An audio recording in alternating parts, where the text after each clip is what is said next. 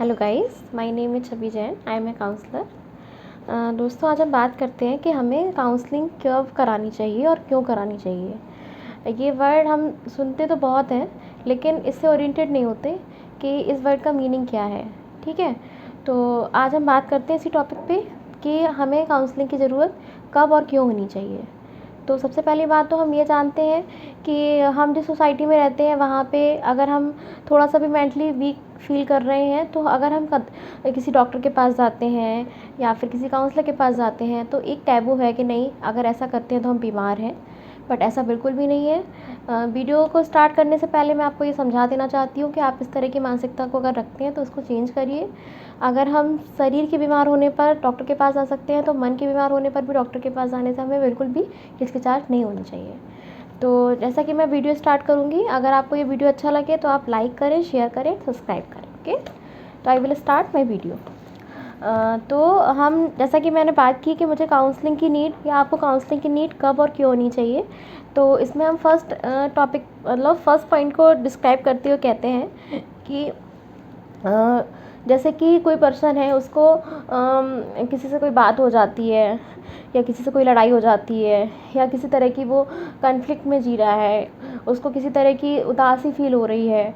तो इन सारी चीज़ों को फाइंड आउट करने के लिए हमें एक थर्ड पर्सन की नीड होती है, जो हमारी बातों को अंडरस्टैंड करे, हमें समझे और हमें गाइड करे कि हमें क्या सही डिसीज़न लेना चाहिए।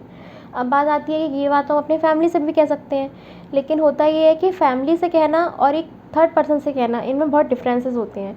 अगर हम अपनी फैमिली से हर बात शेयर करते हैं तो कहीं ना कहीं उसमें पक्षपात आ जाता है कि आप ऐसा कर रहे हो तो ये ठीक है या नहीं है। बट काउंसलर के पास जाने से आपको ये बेनिफिट होता है कि काउंसलर आपकी बातों को बिना किसी डाउट के, बिना किसी जजमेंट के आपकी बात को सुनता है और आपको सजेस्ट करता है जो आपके लिए बेस्ट होता है। ठीक है। अच्छा, सेकेंड टाइम जब हम बात करेंगे इस बारे में, तो हम इसको डिफ़ाइन करती हूँ, कहते हैं कि हमें काउंसलिंग की ज़रूरत तब होती है जब हम एजुकेशन ले रहे होते हैं। सपोज़ दैट आप कि कोई बच्चा 12th में है और उसको अपनी आगे की स्टडी के लिए क्या कौन सा फील्ड सेलेक्ट करना चाहिए, या फिर ग्रेजुएशन के बाद उसको और क्या करना चाहिए। तो इन सारी चीज़ों को ना क्लियर करते हुए हम एजुकेशन काउंसलर के पास जाते हैं, करियर काउंसलर के पास जाते हैं, जो हमें बताते हैं कि हमारा इंटरेस्ट किस फील्ड में है, हमारे लिए कौन सा फील्ड बेस्ट होगा। तो यहाँ पे भी काउंसलर का बहुत बड़ा रोल होता है और इनको हम एजुकेशन काउंसलर बोलते हैं। ठीक है, तो स्कूल टाइमिंग में भी काउंसलिंग की बहुत नीड होती है। इससे अगर अपर जाते हैं हम, तो जूनियर लेवल पर या फिर जो बहुत छोटे बच्चे होते हैं उनमें एग्रेशन टेस्ट करने के लिए, या फिर उनको कोई चाइल्डहुड प्रॉब्लम तो नहीं है, या फिर उनका अटेंशन नहीं है, उनका पढ़ाई में ध्यान नहीं है, ऐसे वेरियस फील्ड होते हैं जहाँ पे पता लगाना ज़रूरी होता है कि उनमें क्या कारण है जिसकी वजह से प्रॉपर अटेंशन नहीं दे रहा है। तो यहाँ पे भी काउंसलर का रोल होता है, जिनको हम चाइल्ड काउंसलर कह सकते हैं, जो कि स्कूल्स में अवेलेबल होते हैं ऑलमोस्ट। ओके। अच्छा, अब हम बात करते हैं, जब हम रिलेशनशिप की बात करते हैं, तो आजकल के टाइम पे मैरिज में इशू आ रहे हैं, रिलेशन ख़राब होते जा रहे हैं, बहुत जल्दी बात डिवोर्स तक पहुंचती जा रही है। तो इस फील्ड में भी काउंसलिंग की बहुत बड़ी नीड होती है, एक बहुत बड़ी भूमिका होती है। और जहाँ पे एक काउंसलर का काम होता है कि वो दोनों पक्षों की बात को सुने और उनको निष्पक्ष होकर आंसर करे कि क्या उनके लिए ठीक है और क्या उनके लिए ठीक नहीं है। और आजकल तो ज़्यादातर कोर्ट में भी अवेलेबल मिलते हैं आपको काउंसलर। तो ये चीज़ भी क्लियर होती जा रही है कि यहाँ पे भी काउंसलिंग की बहुत बड़ा रोल है। ओके।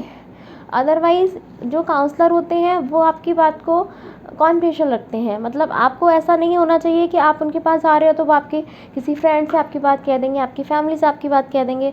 ऐसा नहीं होता है। उनकी बात को ये हम लोग को जब स्टडी करते हैं तो ये सिखाया जाता है कि नहीं, आपको उनकी बात को सिर्फ अपने तक रखना है, आपको आउट नहीं करनी है। और ये नॉर्मल सा फीचर है कि हम आपकी फैमिली से नोन नहीं हैं, हम आपको जानते नहीं हैं, आप हमारे लिए सिर्फ एक क्लाइंट हैं, हमारी पेशेंट हैं।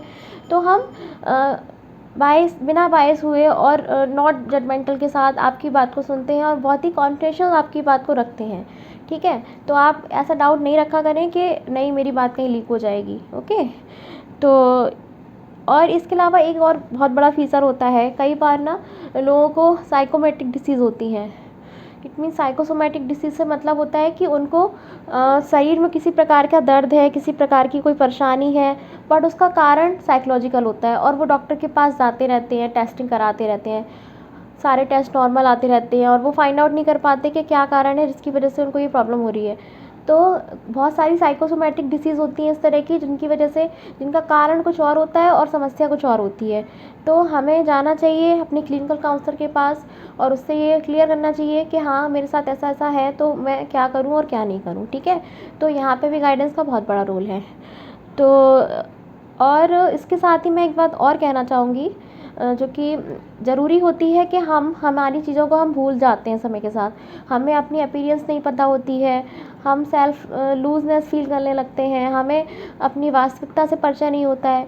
तो एक काउंसलर का एक बहुत बड़ा काम होता है कि वो हमारी सेल्फ असेसमेंट पे ध्यान दे, हमारी चीज़ों को नोटिस करे, हम क्या चाहते हैं, क्या नहीं चाहते हैं, क्या डिसलाइक्स हैं, क्या लाइक्स हैं। तो वो सारी चीज़ें फाइंड आउट करके ना हमें एक प्रॉपर गाइडलाइन दे जो हमारे लिए बेस्ट है।